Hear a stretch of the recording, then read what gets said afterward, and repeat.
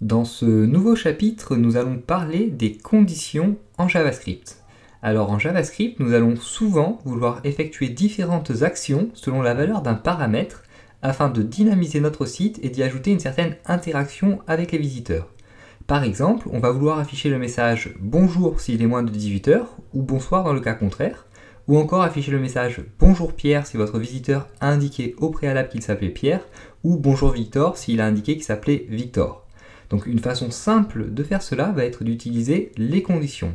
Alors les conditions vont s'articuler autour d'un test, et en effet nous allons tester si une variable par exemple contient une valeur égale, supérieure ou inférieure à une certaine autre valeur. Et selon le résultat du test, nous allons ensuite pouvoir exécuter un bloc de code plutôt qu'un autre à l'intérieur de notre condition. Donc pour effectuer un test à l'intérieur d'une condition, nous allons avoir besoin d'opérateurs de comparaison. Alors ces opérateurs vont être représentés par les symboles suivants. Alors commencez par noter que pour tester l'égalité en valeur, on ne va pas utiliser le signe égal simple, qui rappelons-le est un opérateur d'affectation et non d'égalité au sens mathématique du terme, mais le double signe égal. Ensuite, donc deux symboles peuvent vous poser problème, le triple égal et le point d'exclamation suivi de deux signes égal. Donc en utilisant seulement le double égal, tout d'abord nous allons tester que l'égalité sur la valeur. Ainsi, donc si on tente de comparer par exemple le chiffre 4 à la chaîne de caractères 4 de cette manière, le JavaScript renverra le booléen true puisqu'il considérera donc que les deux valeurs sont bien égales. En revanche, si l'on utilise le triple égal, on va tester à la fois l'égalité sur les valeurs et sur le type de valeur. Ainsi, donc si on compare cette fois-ci le chiffre 4 à la chaîne de caractères 4, le JavaScript va renvoyer false, tout simplement car donc au niveau des valeurs ça va être OK pour lui, mais au niveau des types ça va être évidemment différent puisque la première valeur est de type number et la deuxième valeur est de type string, tout simplement. Et donc ensuite, donc pour le point d'exclamation égal, donc ça correspond à la différence en termes de valeur, et le point d'exclamation double égal, ça correspond soit donc à la différence en termes de valeur ou en termes de type. Donc on va tester si deux variables sont différentes, soit en termes de valeur, soit en termes de type, soit les deux éventuellement. Et donc ensuite les quatre derniers symboles donc, sont très simples à comprendre. Donc le premier c'est strictement inférieur à, je suppose que vous l'avez déjà vu. Le second c'est inférieur ou égal à, donc on va tester si une valeur est inférieure à une autre ou si elle est égale à une autre. Et donc les deux derniers, strictement supérieur et supérieur ou égal à. Alors afin de bien comprendre maintenant comment fonctionnent les conditions, il est également indispensable au préalable que vous compreniez comment le JavaScript effectue des comparaisons entre les valeurs. Car sans cette connaissance, il est impossible de savoir comment une condition marche véritablement. Donc tout d'abord, vous devez bien comprendre que le JavaScript sait comparer différentes valeurs entre elles. À chaque fois que l'on va comparer deux valeurs, le JavaScript va renvoyer un booléen, c'est-à-dire soit la valeur true, soit la valeur false, selon que la comparaison soit vraie ou pas. Donc par exemple, si on écrit en JavaScript 7 inférieur à 14, le JavaScript par défaut va renvoyer true, car 7 est bien inférieur à 14, donc strictement ou inférieur ou égal. Alors dans nos conditions, nous n'allons donc pas directement tester si une valeur est inférieure, égale ou supérieure à une autre, mais tester si le JavaScript nous renvoie true ou false. C'est une distinction qui est très importante à faire et que malheureusement très peu de développeurs font ou comprennent. Donc on va immédiatement illustrer cela par plusieurs exemples afin d'être sûr de bien comprendre comment tout cela fonctionne. Et pour cela, donc, je vous invite à récupérer votre éditeur de texte immédiatement. Donc moi je vais fermer ceci. Je retourne dans mon éditeur de texte. Donc vous voyez que j'ai une page donc, qui est vierge pour le moment. J'ai simplement la structure minimale d'une page en HTML et un élément donc script ici. Donc on va commencer déjà par créer une première variable x, donc var x qu'on va donner égale à 7 par exemple, et une deuxième variable y qu'on va donner égale à 14. Et donc on va également créer une troisième variable, vrai, donc, qui va contenir le résultat renvoyé par le JavaScript donc par rapport au test x inférieur à y, comme ceci. Donc ici, le JavaScript va analyser 7 inférieur à 14, et donc va normalement renvoyer la valeur true qu'on stocke dans la variable vrai. Ensuite, donc, on va faire la même chose avec une deuxième variable faux, donc égale, on va dire par exemple 14 est inférieur ou égal à 7. Donc ici, le JavaScript devrait renvoyer normalement false, et on va également créer une troisième variable donc qu'on va appeler égale val par exemple, et on va tester donc si 4 est égal en valeur simplement à la chaîne de caractères 4. Donc ici, encore une fois, le JavaScript devrait renvoyer true, tout simplement car ici on ne teste que l'égalité en valeur, et donc 4 est bien égal à 4.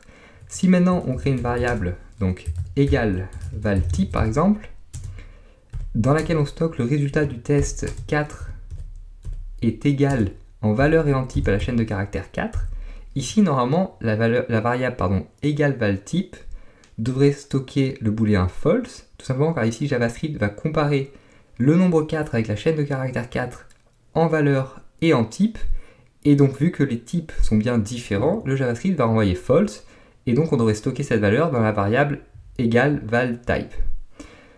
On peut également donc comparer donc, là, sur la différence. Donc par exemple, on crée une variable diff_val et on stocke dedans le résultat du test 4 est différent en valeur donc, de la chaîne de caractères 4.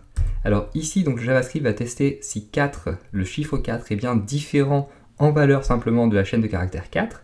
Comme ce n'est pas le cas, puisque 4 est bien égal à 4 en valeur, le JavaScript va renvoyer false. Donc normalement, on aura false dans diff_val.